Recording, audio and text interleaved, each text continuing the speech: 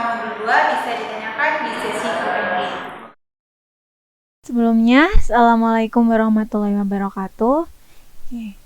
Di sini saya sebagai pengampu modul 2 dengan rekan saya Nofsa Bilal Iqbal, yaitu tentang fisiologi dan biomekanika. Yang pertama yaitu fisiologi. Fisiologi sendiri itu adalah studi atau ilmu mengenai faktor-faktor yang mempengaruhi kinerja atau kelelahan otot saat bekerja. Nah, faktor-faktor yang mempengaruhi itu biasanya berupa besar aktivitas sistem tubuh seperti sirkulasi darah, pernafasan, terus pencernaan, dan aktivitas lainnya. Nih, fungsi alat-alat tubuh setelah kerja fisik itu dapat dideteksi melalui perubahan konsumsi oksigen, denyut jantung, peredaran udara dalam paru-paru, temperatur tubuh, konsentrasi asam laktat dan darah dalam darah, komposisi kimia dalam darah dan air seni, serta tingkat penguapan dan faktor lainnya. Nah, dalam fisiologi ini metode yang digunakan itu metode pengukuran denyut jantung. Nah, untuk metode pengukuran denyut jantung sendiri itu dibagi menjadi dua, yaitu penilaian langsung dan penilaian tidak langsung. Untuk penilaian langsung itu memerlukan data berupa denyut jantung operator saat bekerja. Jadi itu nanti mulai dari operator bekerja sampai operator selesai bekerja. Nah, untuk penilaian tidak langsung itu menghitung denyut nadi selama operator bekerja. Jadi itu secara terus-menerus. Selanjutnya, untuk penilaian tidak langsung itu perhitungannya menggunakan EE atau pengeluaran energi. Nah, dengan rumus sebagai berikut. Nah, untuk rumusnya sendiri ini udah sesuai dengan ketetapan. Nah, untuk HR sendiri itu kecepatan denyut jantung per menit. Selanjutnya untuk W sendiri itu merupakan berat badan. Nah, berat badan dari operator atau pekerja tersebut. Nah, untuk A itu usia dari operator atau pekerja tersebut. Nah, selanjutnya untuk penilaian tidak langsung itu menggunakan persentase GVL. Nah, GVL sendiri ini digunakan untuk mengetahui apakah pekerjaan yang dilakukan oleh operator itu menyebabkan kelelahan atau tidak. Nah, untuk CVL ini dinilai juga dari denyut nadi pekerja dengan rumus denyut nadi kerja dikurangi denyut nadi istirahat dibagi dengan denyut nadi maksimal dikurangi denyut nadi istirahat dikali 100%. Nah, di mana denyut nadi maksimum ini untuk laki-laki dan perempuan itu berbeda.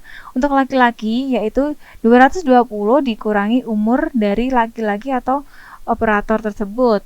Untuk perempuan, 200 dikurangin umur dari operator perempuan tersebut. Nah, setelah kita mendapatkan nilai CVL, selanjutnya kita akan mengklasifikasikannya dalam tabel persentase CVL. Nah, dapat dilihat sebagai berikut.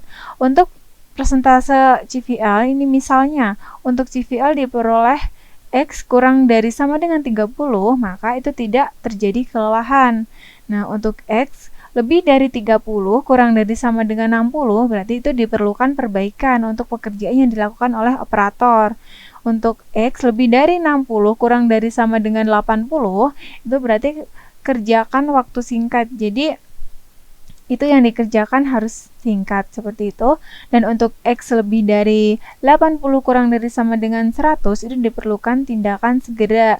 Berarti segera lebih cepat gitu pekerjaan yang dilakukan. Nah, kalau lebih dari 100 itu tidak boleh beraktivitas karena itu sangat berbahaya bagi pekerja.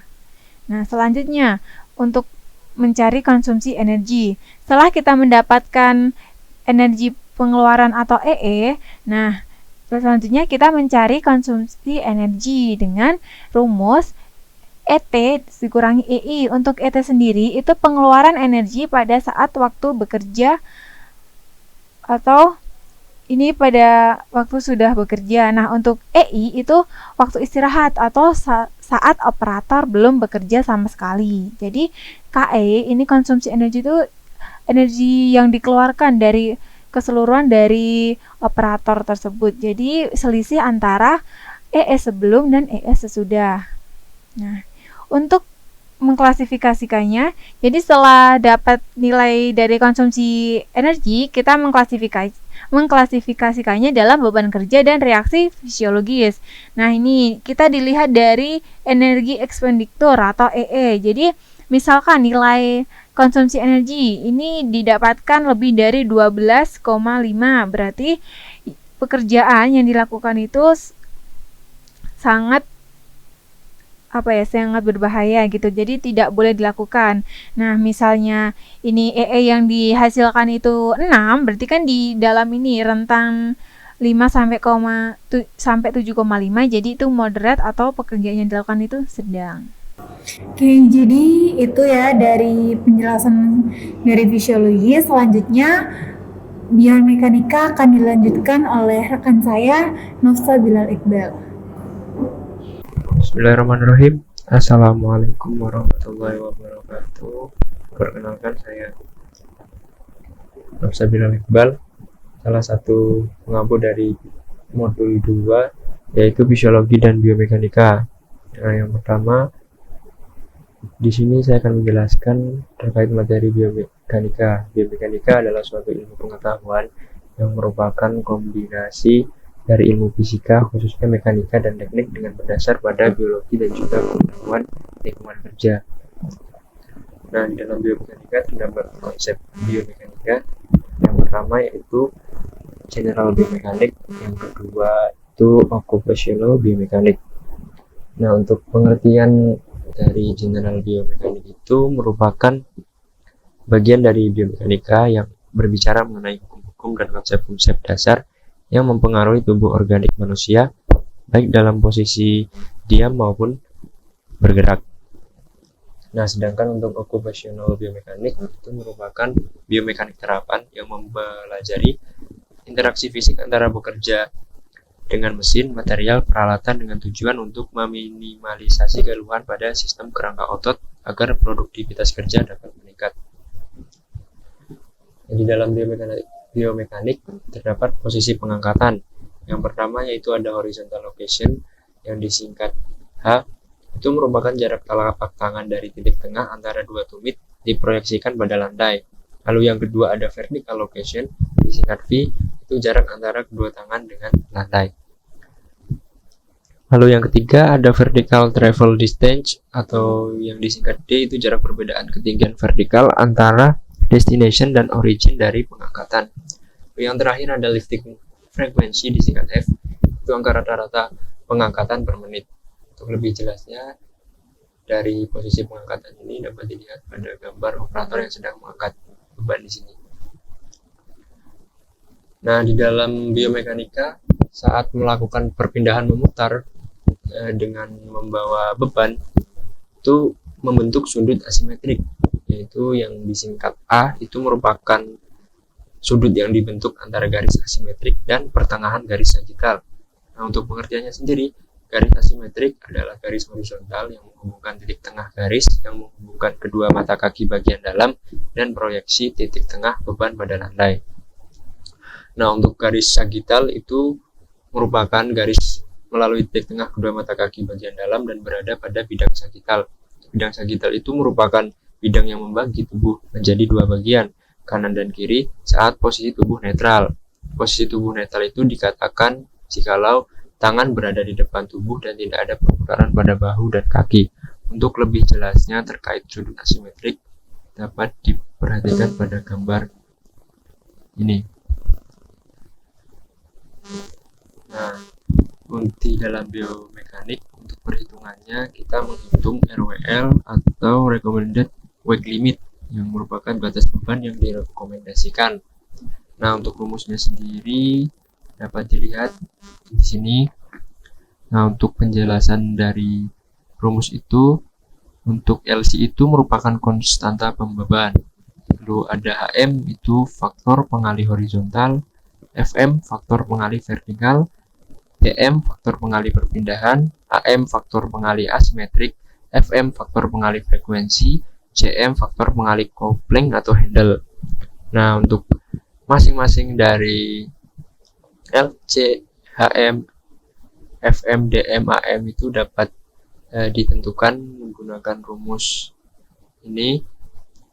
Namun untuk LC itu ditentukan dari berat beban yang diangkat.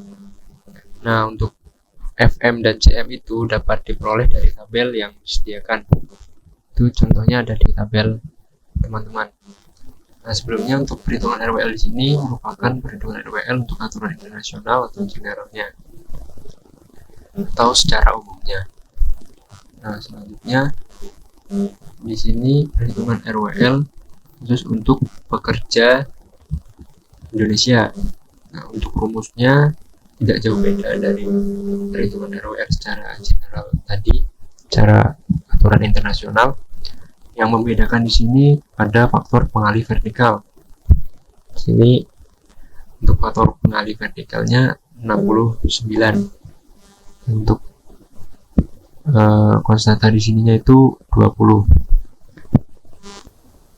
Nah, setelah kita mendapatkan nilai RWL atau recommended weight limit, kita akan mengkategorikan pekerjaan dari operator dengan cara mencari nilai LI atau lifting index, dengan cara membagi beban aktual dengan RWL yang sudah didapatkan.